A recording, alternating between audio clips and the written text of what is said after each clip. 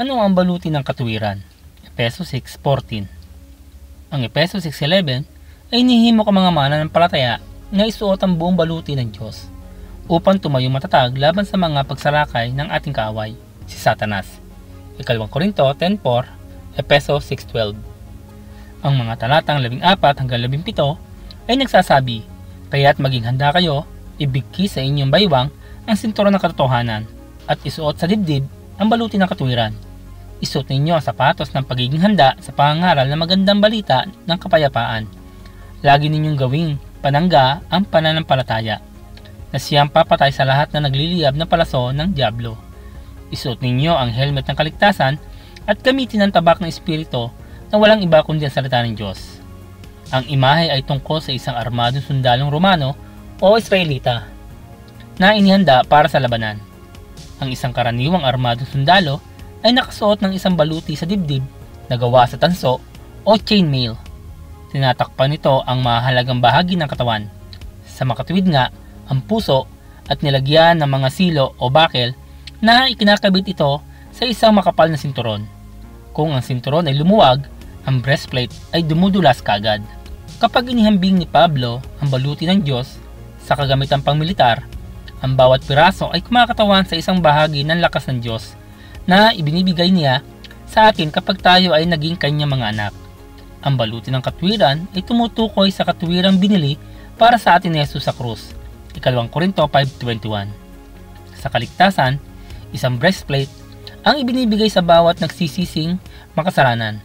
Ito ay espesyal na disenyo ng Diyos upang protektahan ang ating puso at kaluluwa mula sa kasamaan at panlilinlang. Ang baluti ng katwiran ay may nakatatak na pangalan ni Kristo na parang sinabi niya, ang inyong katwiran ay hindi sapat upang protektahan ka, isuot mo ang akin. Inutusan tayong isuot ang baluti na ito na nagpapahiwatig na hindi natin ito otomatikong isinusuot sa lahat ng oras. Ang pagsusuot ng baluti ng Diyos ay nangangailangan ng desisyon sa ating bahagi. Upang maisuot ang baluti ng katwiran, kailangan muna natin magkaroon ng sinturon ng katotohanan na matatag na nakalagay. Kung walang katotohanan, ang ating katwiran ay ibabatay sa ating sariling mga pagtatangka na mapabilib ang Diyos. Ito ay humahantong sa legalismo o pagkondena sa sarili. Roma 8:1. Sa halip ay pinili natin tanggapin na bukod sa Kanya, wala tayong magagawa. 1:15:5. Nakikita natin ang ating sarili bilang kay Kristo at na anuman ang ating mga kaibiguan, ang Kanyang katwiran ay para sa ating kapakinabangan. Isuot natin ito sa pamamagitan ng paghahanap sa Diyos at sa Kanyang katwiran ng higit sa lahat. Mateo 6:33. Ginagawa natin siya at ang Kanyang mga daan na ating tahanan. Awit 91:1. Natutuwa tayo sa Kanyang mga utos at nagnanais na ang Kanyang mga daan ay maging ating mga daan. Awit 37:4, 119:24, 111, Isaiah 61:10. Kapag ang Diyos ay nagpahayag ng isang bahagi ng pagbabago sa atin, tayo ay sumusunod at hinahayaan siya na gumawa sa atin. Habang sinusuot natin ang baluti ng katwiran ni Kristo, nagsisimula tayo magkaroon ng kadalisayan ng puso na isinasalin sa mga aksyon. Ang pagsusuot ng baluti na ito ay lumilika ng isang pamumuhay na pagsasabuhay ng kung ano ang pinaniniwalaan natin sa ating mga puso. Habang ang ating buhay ay naayon sa larawan ni Kristo, Roma 8:29, ang ating mga pagpili ay nagiging mas matuwid at ang makadiyos na mga pagpiling ito ay nagpoprotekta rin sa atin mula sa higit pang tukso at panlilinlang. Kawikaan 8:20, awit 23:3.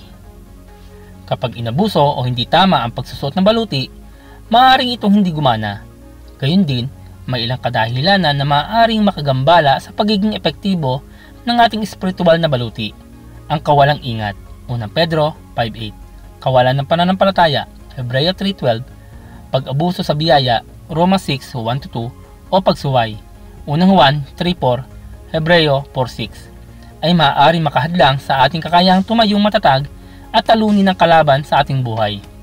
Kapag pinahintulutan natin ang kasalanan, tumanggi magpatawad, 2 Korinto 2:10-11, umaasa sa personal na katwiran, Tito 3:5, o pinahihintulutan ang makalupang mga alalahanin na takpan ng oras para sa isang matalik na kaugnayan sa Diyos, tayo sa diwa ay umaalis mula sa baluti ng katwiran.